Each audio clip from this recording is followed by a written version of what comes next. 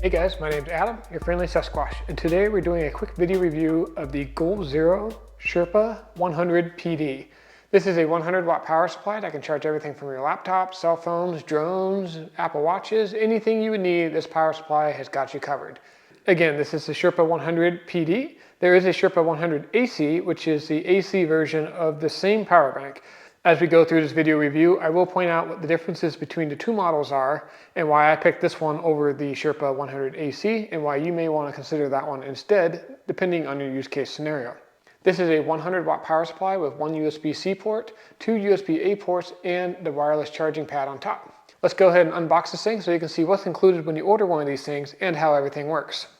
And there it is, the Zero 100 Sherpa PD. And it's a good sized power unit, guys. It's very powerful, but it's also a good sized unit. Let's go ahead and pull this thing out. As you can see, the display is on because I have used this before. I was just doing this for your unboxing pleasure. So first in the box, you get obviously the Sherpa 100 PD. Setting that aside for a minute, the insert pops out, and then there's this black box on the inside, which is where you will find the 1 meter long USB-C to USB-C cable, and the user's manual, which is in multiple languages, which you really don't need because you're watching this video, you'll know everything there is to know about this power bank. So getting this power bank back center stage, we're going to talk about the size and weight, the features the power bank offers, and how everything works on it. So the length of this power bank is 7.69 inches long, the width is 3.89 inches wide, and the thickness of this power bank is just over an inch at 1.02 inches. So a pretty good sized power bank. It's not overly big, but it's definitely going to take up some space in your pack. And the total weight of this power bank is around 1.5 pounds. So a good sized kind of brick that you're going to put into your bag, but it comes with a lot of capability. As far as the build quality, overall I'm really impressed. It's got kind of all aluminum anodized construction, which I really like. It's going to help it dissipate heat pretty well, and it's going to make it very durable as well. And it's kind of got these rubber bumpers on the edges. They're not overly grippy, but they do help keep the power bank from sliding around. An improvement over the previous generation is the rubber bumpers just stick up slightly from the aluminum surface. That way, if it's sitting there, it's not going to slide, or if it's upside down, it's not going to slide around either. So I really do like the kind of design of these rubber bumpers. The previous version just had little feet on all four corners, and they tend to kind of grab things as you're taking them in and out of your bag. So good job. Zero really knows how to iterate and improve on their designs over time. So the overall build quality is really good. Also, the kind of buttons are this nice and clicky. The lights for the buttons are nice and bright, so when you click it, it's easy to see everything, even in a well-lit studio environment such as this. The screen is a nice angled screen and is very easy to see when you're looking straight down or from kind of a 45-degree angle. I will mention that if you're looking straight down at the screen toward the end, it does kind of black out. And I think that might be done on purpose. If you have this on your nightstand in a hotel, you don't want bright lights kind of shining in your eyes. So it seems like when you look straight at the screen, it's not visible, but if you look straight down or at an angle, it's very visible. And the LCD screen is super crisp and clear, very easy to read, nice and bright. So again, in true Zero fashion, everything just feels super premium, just like their larger Yeti power banks. You won't regret making this purchase. It doesn't feel cheap. It just really feels like a good quality product. All right, so that's enough gushing over the build quality of this particular unit. It's everything you've come to expect of a Zero product. Let's talk about the specifications. So the battery in this is a lithium ion 94.7 watt hour battery, which is great because that means it's TSA compliant. And that's important to me because I fly a lot. That's the main reason I bought this particular battery, is because I can fly with it. Now 94.7 watt hours is going to be 25,600 milliamp hours, just in case you're wondering. Now this particular battery does hold a charge pretty well, but if you're not using it frequently, let's say you have it in your emergency backup kit or something like that, you will need to top it off every 3 to 6 months.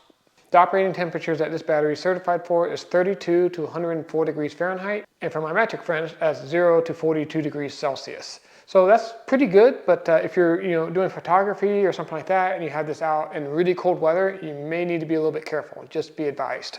As far as charging this unit goes, you plug in the USB-C port there, and it can take up to 60 watts of input, which will charge the battery pack in about 2 hours. Unfortunately, the only thing Zero gives you is this USB-C to USB-C charging cable. You do not get the power brick when you order this thing.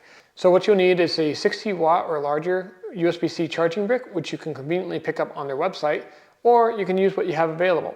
I happen to have a 45 watt USB-C charging brick, which will charge this in about 2.5 hours, which I'm okay with. Your charging times may vary depending on the wattage that your USB charging device will put out. The best times you'll get is 2 hours from a 60-watt charging brick.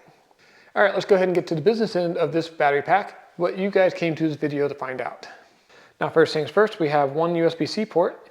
It can take up to 60 watts input and output up to 100 watts. So that's really good for charging laptops or larger devices. Awesome.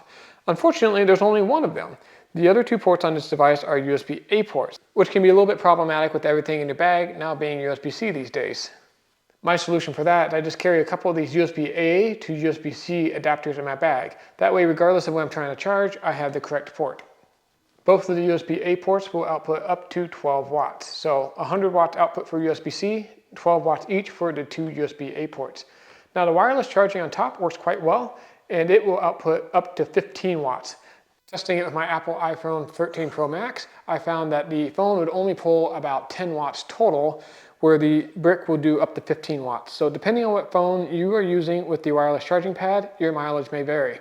All right, so that was all the power and performance specs for this particular battery, and that was a mouthful. This battery can do quite a lot. Let's go ahead and go over the UI, all the buttons and features, and how to set this thing up.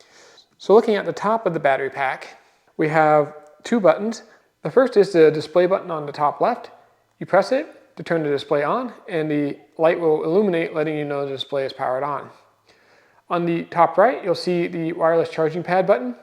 You just press it, and you'll see the light illuminate, letting you know that the wireless charging pad has been activated. On the front of the power block, you have a button directly underneath the display. You press that, and that turns on your USB ports.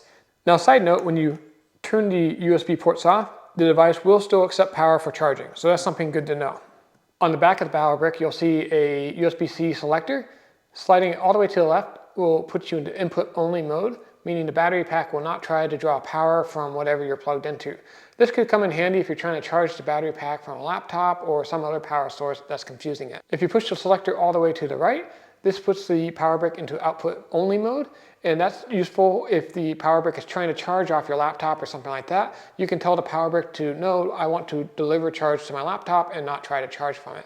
So that can come handy if something isn't configured correctly and the battery brick is trying to charge off it. Personally, I haven't had any issues with the devices that I charge on a regular basis, so I just leave it in the middle mode, which automatically detects if it needs to charge or deliver power. Okay, so that's how all the buttons and features of this particular battery pack work. Let's go ahead and look at the display real quick, and I think that's one of the biggest improvements that this battery pack has over its predecessors. So firstly, the display looks quite nice. It's this nice angled design, so you can see it directly from the top. Where the previous version, you had to be looking directly at the end of the power bank to see the battery percentage, and that's all it gave you, it's the battery percentage. This new display gives you quite a bit of additional information, and the liquid crystal is super crisp and clear. Everything is very easy to read and brightly lit. Now my studio lights are washing this out a little bit, so I'm going to put a close-up shot so you can more clearly see what the display is showing you. On the upper left-hand portion of the display, we have the input power, and this is how much power is actively charging the power bank from a power source. On the upper right-hand side, we have the output power, and this is how many watts of current are being pulled in total from all the different output options, the wireless charging, USB-C, and the USB-A ports. So that tells you how many watts are being pulled out.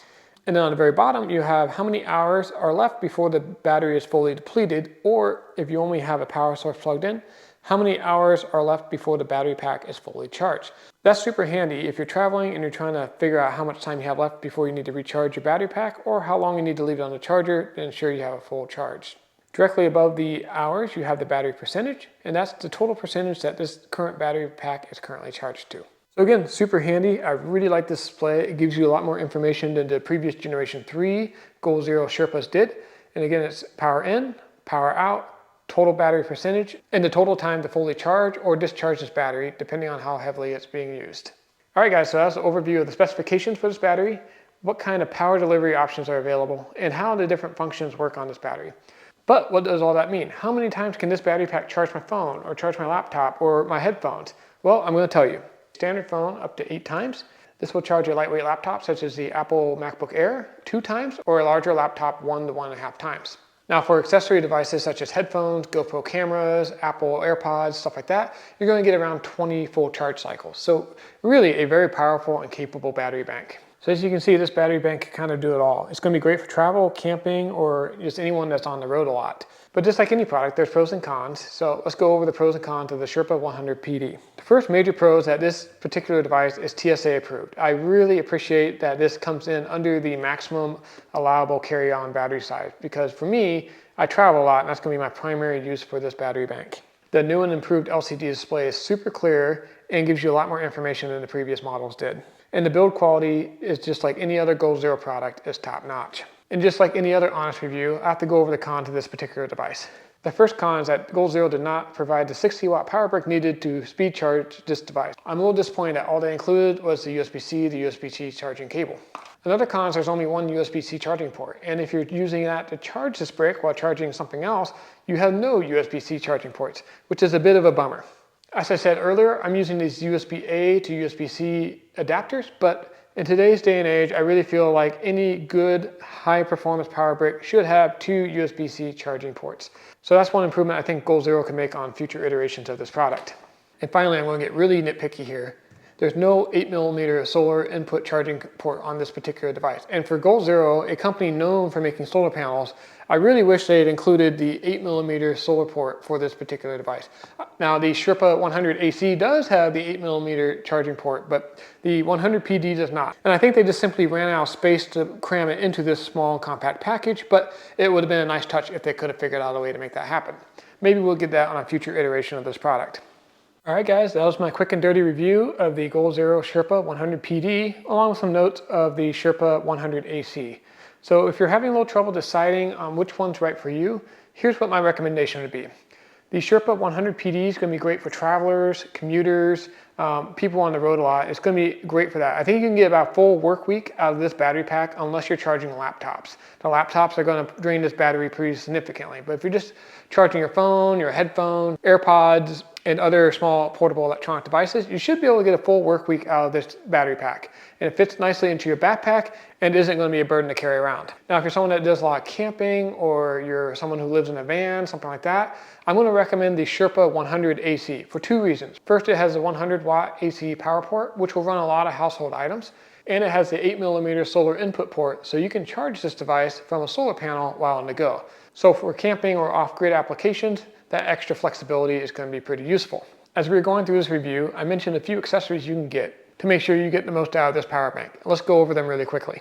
The first is I'd highly recommend getting the 65-watt Goal Zero power brick. This will enable you to charge the brick as maximum charging capacity.